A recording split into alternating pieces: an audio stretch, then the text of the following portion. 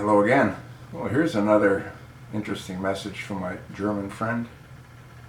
I already posted one video from him. And he wrote, "Just saw your video. Women have all the power. First of all, I am sorry that you had that horrible experience. No man should go through something like that. But unfortunately, those cases happen frequently. What happened to you is a textbook example who a woman can kick a husband out of his own home and send him straight to jail. You have experienced firsthand that all a woman has to do is point her finger at the man. And even if the guy is able to prove that he is innocent, which can be extremely difficult, if not impossible, something always sticks. The social stigma of being accused of rape can destroy a man's career. He can lose his friends and his social circles and so on." You know, that brings me to a point here. I used to work for Rockwell International. I was the managing director of the Pacific Rim when all this insanity went down. You'd think that she would have been bright enough to realize that if I lost my job, she wouldn't be getting the alimony support that she got. But that's a different story. Back to the message that he wrote. Rape is a serious crime and should be punished. This is not the question. But the problem is that the definition of rape is getting more and more vague. I don't know if you ever heard about this. Quote, "Yes means yes law," end of quote. California is now adopting this law. Here's an interesting link. I'll attach the link separately. This means that a man has to get consent from the woman for every sexual act that is going to happen. May sound nice in theory, but how can a man prove that the woman gave consent? Should he get a written agreement? Should he record everything on tape or video?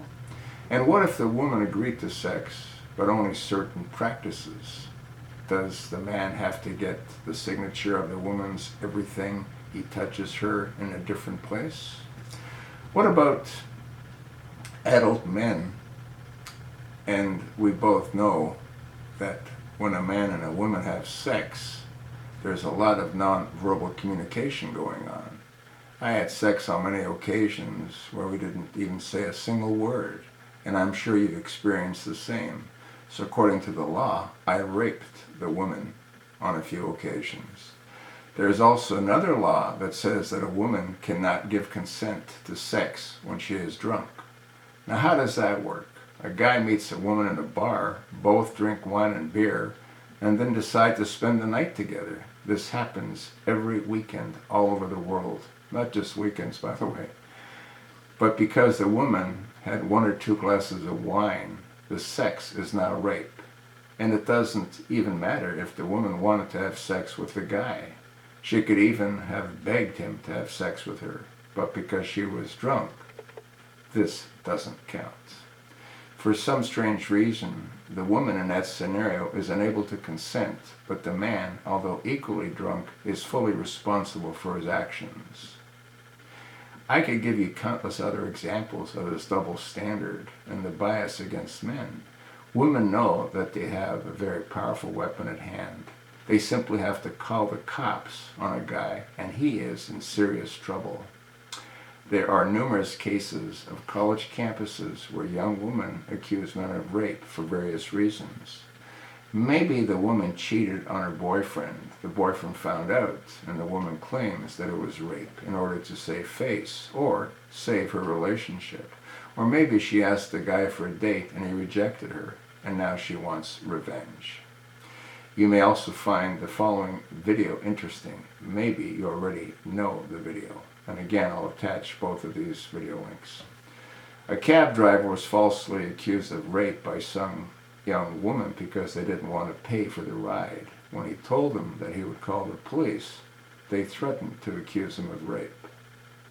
There are countless videos on YouTube with cases like this or cases like yours.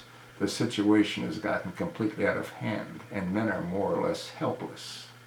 And these women who falsely accuse men are also hurting the real victims of rape, because few people might believe them. The whole thing is simply disgusting and completely absurd. I am sorry that you had to experience something horrible like that. I could hear when you were talking about it that it still hurts you. Things like that can damage a man for a lifetime. All the best wishes. Take care. Pretty interesting, isn't it? Yeah, it's truly amazing as to the power that women have. Something, too, I want to share with my viewers, and this is based on my own personal belief as to why things happen the way they happened. And I commented to one of my viewers about this. I don't believe that God was all that fair to women. And the reason that is that when women age, they age differently than some men, or most men. I'm 71. Do I look like I'm 71? Do you have any idea what most women that are 71 look like in comparison? What happens to women, especially if they're attractive, if they're not attractive, it becomes more or less a non-issue. If they're attractive, they look in the mirror when they start turning around 40, and they start noticing subtle changes. They start noticing some crow's feet under the eyes. Their breasts no longer are as perky as they used to be. They've gotten a little pudgy in certain areas, and this doesn't happen to all women, but it does happen to some women. And if they're very attractive and they've always used their physical appearance to further their own position in life, when they start to change, it affects them much more so than a woman that's not been as attractive in her younger years. And what happens to them is that when a young guy hits on them, it makes them feel really good. They say to themselves, he's a young, good-looking guy. He could have anyone, but he wants me. One of the men that my wife was with was a 28-year-old fireman at the time. He looked like a surfer dude. And I actually met him. And he told me how they met. They met at the Hop, which is a club in Southern California. And they met on a Friday night. They exchanged phone numbers. Saturday she went over, spent the afternoon with him. They had lunch and then they went back and had sex. They had sex for about 2 weeks, and then he got tired of her. Kicked it to the curb. And she found another guy. Anyway, he was kind enough, after I twisted his arm, to give me a declaration as to how they met and what they did after they met. And it didn't matter. California doesn't care who screws who. All they care about is who can pay. But it made me feel good, because no one would believe me when I said she must have been cheating on me. They thought I was crazy.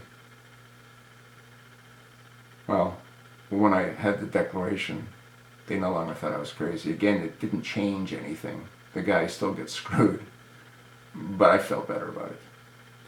My point is that if you're married to an attractive woman and she's turning 40, you need to spend a whole deal of additional attention to her.